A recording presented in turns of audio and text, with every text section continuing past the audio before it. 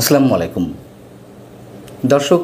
ভারতের উত্তর পূর্বাঞ্চলীয় রাজ্য মিজোরাম থেকে বাংলাদেশি বংশোদ্ভূত দুই মার্কিন নাগরিককে আটক করা হয়েছে এবং পরে তাদেরকে দিল্লিতে ফেরত পাঠানো হয়েছে। প্রশ্ন উঠতে পারে যে ভারতে দুজন বাংলাদেশি বংশোদ্ভূত মার্কিন নাগরিক আটক হয়েছে, তাতে আমাদের উদ্বেগের বিষয় কি? থাকতেই পারে অনেক কিছু। আমাদের একটু মেলানো দরকার এই দুই মার্কিন নাগরিকের সঙ্গে বাংলাদেশের মধ্য দিয়ে রাখাইনের উদ্দেশ্যে যে কথিত মানবিক করিডোর দেওয়ার কথাবার্তার গুঞ্জন চলছে বা আলোচনা চলছে, অথবা বাংলাদেশ, মিয়ানমার এবং ভারতের একটি বিশেষ অঞ্চল জুড়ে যে কথিত খ্রিস্টান বা ইহুদি রাজ্য গঠনের নানান ধরনের গুঞ্জন শোনা যাচ্ছে, এগুলোর সঙ্গে কোনো সম্পর্ক আছে কি না সে বিষয়ে একটু আলোচনা করব। তার আগে খবরটা সম্পর্কে একটু বলে নিই আপনাদেরকে। মিজোরামের রাজধানী আইজলে 4 জন মার্কিন নাগরিক পৌঁছায়। এর মধ্যে 2 জন বাংলাদেশি বংশোদ্ভূত। তারা বাংলাদেশের পার্বত্য চট্টগ্রামের KNF কুকি-চিন ন্যাশনাল ফ্রন্ট, এই সংগঠনটির জঙ্গিদের সঙ্গে দেখা করার পরিকল্পনা করেছিল এবং তাদের বিরুদ্ধে বাংলাদেশের পার্বত্য চট্টগ্রামের সক্রিয় সন্ত্রাসীদের সঙ্গে নিয়মিত যোগাযোগের বিষয়টিও অনেক আগে থেকে ছিল। ভারতের গোয়েন্দা সংস্থা বলছে যে আটককৃতরা KNF-এর নেতা নাথান বমের সঙ্গেও দেখা করতে চেয়েছিল। তাদের পরিকল্পনা ছিল, নাথান বম আপনারা জানেন যে KNF-এর প্রতিষ্ঠাতা, তিনি মিজোরামে আত্মগোপন করে আছেন এতদিন। যে 2 জন বাংলাদেশি বংশোদ্ভূত নাগরিক, মার্কিন নাগরিক, তাদের 2 জনের নাম হচ্ছে ফ্রেডেরিক কুন এবং শ্যারন ক্লটফেল্টার। আর অন্য যে 2 জন, তাদের পরিচয় খুব ভালো করে জানা যায়নি, তবে তাদের মধ্যে একজন পুরুষ এবং একজন নারী। এদেরকে কেন গ্রেপ্তার করা হয়েছে? তাদের বিরুদ্ধে তো তথ্য ছিলই, আর মিজোরামে যাওয়ারও তাদের কোনো বৈধ পাসপোর্ট ছিল না, বৈধ কাগজপত্র ছিল না।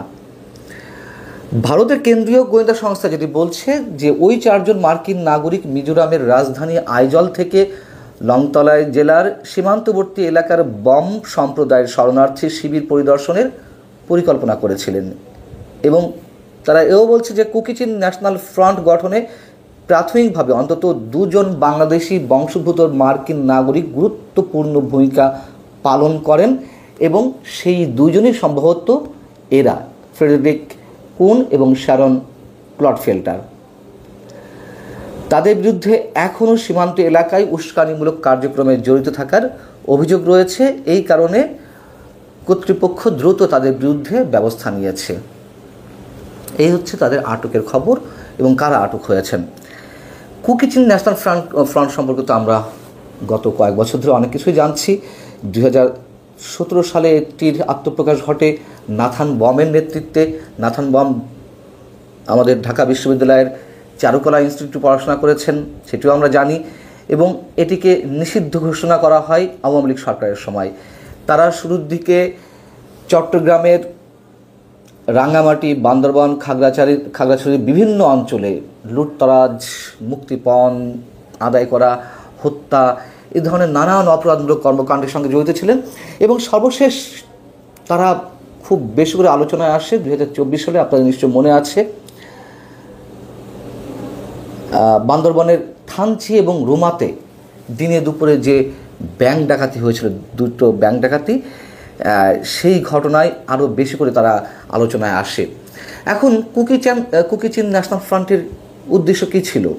তারা একটি স্বাধীন রাষ্ট্র কায়েম করবে, খ্রিস্টান রাজ্য। যে খ্রিস্টান রাষ্ট্র গঠন নিয়ে এখন অনেক কিছুই শোনা যাচ্ছে, অনেক আগে থেকে শুনতে পারছি আমরা, কিন্তু এখন আমাদেরকে এগুলো বিবেচনা নিতে হচ্ছে বেশি করে, যেহেতু যুক্তরাষ্ট্র তাদের যে বার্মা অ্যাক্ট বাস্তবায়নের পরিকল্পনা নিয়ে এগোচ্ছে এবং তারই অংশ হিসেবে তারা করিডোর চাইছে বাংলাদেশের মধ্য দিয়ে। সেই সব জায়গা থেকে এই বিষয়গুলো নতুন করে আলোচনায় আসছে। কুকি-চিন ন্যাশনাল ফ্রন্ট অস্ত্র পায় কোত্থেকে? অস্ত্র পায় মিয়ানমারের কাচিন রাজ্য থেকে এবং KNF-এর সাথে ভারতের মিজোরাম এবং মিয়ানমারের কুকিদের সাথে যোগাযোগ রয়েছে, এরকমটি জানা যায়। তবে আরাকান আর্মির সঙ্গে তাদের সখ্যতা রয়েছে এমনটা জানা যায় না। তাহলে আরাকান আর্মি তো রাখাইনে এখন রাজত্ব করছে, সেটি তাদের দখলে। তাহলে হিসাবটা কেমন? হিসাবটা হচ্ছে এরকম যে আমরা জানি যে মিয়ানমারের বেশ কয়েকটি সশস্ত্র গোষ্ঠী রয়েছে, বিশেষ করে আরাকানে যে সশস্ত্র গোষ্ঠীগুলো তৎপর তার মধ্যে একটি হচ্ছে আরসার নেতা আতাউল্লাহ গ্রেপ্তার হয়েছেন এবং যুক্তরাষ্ট্রের পরিকল্পনা রয়েছে। আরসার সঙ্গে যেহেতু আবার আরাকান আর্মির দা আর কুমড়া সম্পর্ক, তবে যুক্তরাষ্ট্রের পরিকল্পনা এই যে সশস্ত্র গোষ্ঠীগুলো রয়েছে তাদের সবাইকে একসাথে করে মার্জ করানো। মিয়ানমারের সামরিক জান্তার বিরুদ্ধে তারা যুদ্ধ করবে, মিয়ানমার স্বাধীন করে নেব, পুরোটা যুক্তরাষ্ট্রের দখলে যাবে, যুক্তরাষ্ট্রের নিয়ন্ত্রণে যাবে, চীনের আধিপত্য কমবে বা সেখানে যে খনিজ সম্পদ বা চীন ভারতের যেসব বাণিজ্য রয়েছে বন্দরকে কেন্দ্র করে সব দখলে যাবে যুক্তরাষ্ট্রের। সেই জায়গা থেকে সব সশস্ত্র গোষ্ঠীকে একসাথে করতে চাইছে। এখন এদের সাথে আবার কুকি চীনকে একসাথে মার্চ করানোর চিন্তাভাবনা থাকতেও পারে। একটি হচ্ছে তাদের মাধ্যমে আরাকান আর্মিকে রসদ যোগানো, সরঞ্জাম দেওয়া, যুদ্ধ সরঞ্জাম দেওয়া, আরেকটি হচ্ছে সেই যে কথিত খ্রিস্টান রাষ্ট্র বা ইহুদি রাষ্ট্র গঠন করা। ডিএমপি কমিশনার মোহাম্মদ সাজ্জাদ আলী তিনি 3-4 দিন আগে সম্ভবত সময়ের আলো পত্রিকার সঙ্গে একটি সাক্ষাৎকারে বলেছেন যে বাংলাদেশের মানুষ জঙ্গি হতে পারে না, বাংলাদেশে কোনো জঙ্গি নেই, আছে কিছু চোর ছিনতাইকারী। কি অদ্ভুত কথা!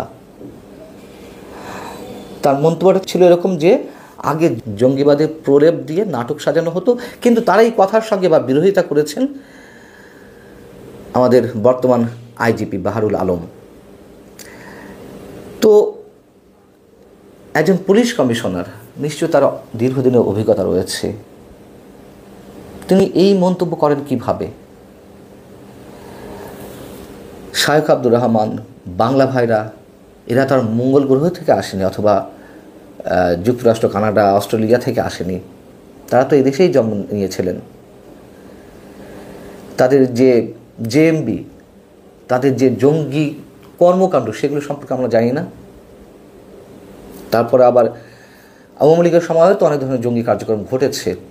হ্যাঁ, কিছু নাটক সাজানো হয়েছিল, এটা আমিও নিজেও স্বীকার করি।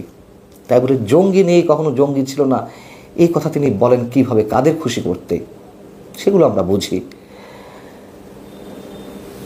কুকি চীনের বিরুদ্ধে আওয়ামী লীগ অ্যাকশনেও গিয়েছিল, তবে সেটা তো আর নির্মূল হয়নি।